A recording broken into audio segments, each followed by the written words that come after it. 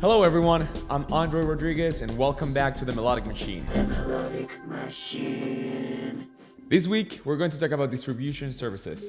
The main goal of a band or a performing artist is to have their music listened to. And yes, there are sites like SoundCloud that let you get your music out there for free, but the only problem is that these sites, even though they've been gaining a lot of traction from labels because of the whole SoundCloud rappers, is that it fits into the starving artist stereotype because they don't naturally pay their artists for their music. So if you're one of those musicians that want to make your music career your actual career, you have to make money off of your music. It's no secret to anyone that Spotify is saving the music industry. And this year, the industry is actually growing because of them. So in order to get your music into places like Spotify, Apple Music, Amazon, Tidal, etc., you have to go through distribution channels that have been vetted by these companies. If you're an independent musician, you've probably heard of TUNECORE, CDBABY, and Distrokid. These are three of the independent distribution services that can help you get your music out there and actually get paid for it. So probably the main question you guys have is, what do these companies do? The short answer is that they distribute your music and they collect the money your music made.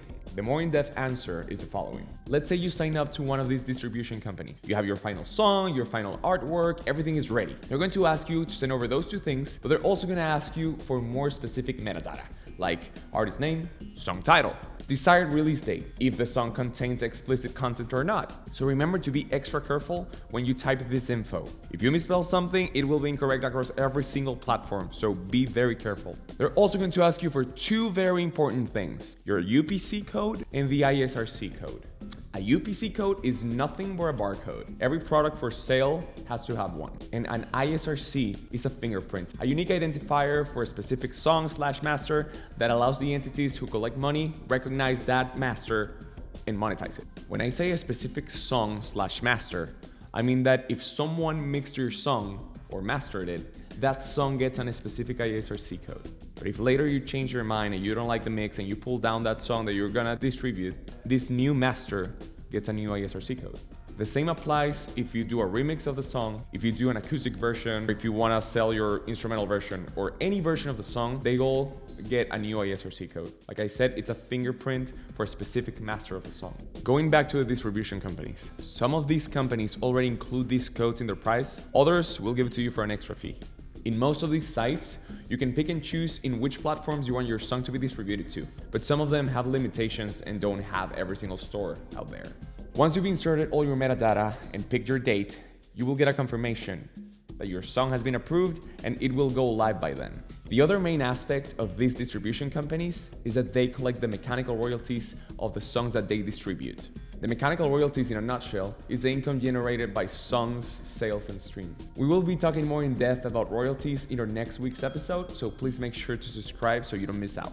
And last but not least, these companies offer different artist services. These may include publishing administration, sync and licensing pitching, YouTube monetization, radio airplay, CD manufacturing, mastering services, merchandise services, and more.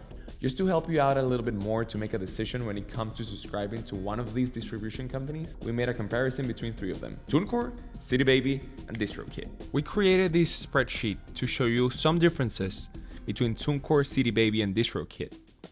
In here you can see the album distribution prices for each store, the single distribution prices, the commission on sales revenue, the number of digital stores partners, the publishing administration services fee, the publishing administration commission on songwriting revenue, and all the publishing administration services available. And then on the miscellaneous section, you'll find some of the artist services they each offer.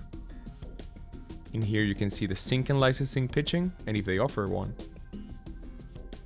the YouTube monetization, CD manufacturing, mastering services, overall analytics, and how do they pay.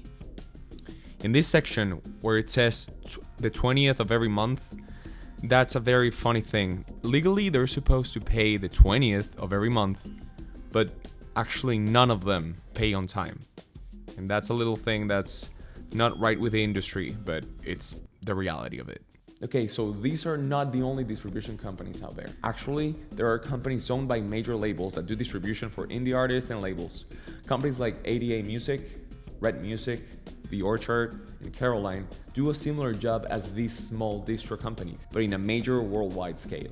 And fun fact, the artists Macklemore and Ryan Lewis distributed their first album, The Heist, via ADA. And what all of this shows is that independent artists can actually make it in the music industry without the need of major labels. Next week, we will be talking about splits and royalties. So please, if you like the video and are interested in learning more about these subjects and the music industry in general, make sure you subscribe, like, share, and leave a comment below. Thank you so much for joining us, and we will see you next week for another episode of The Melodic Machine. The Melodic Machine.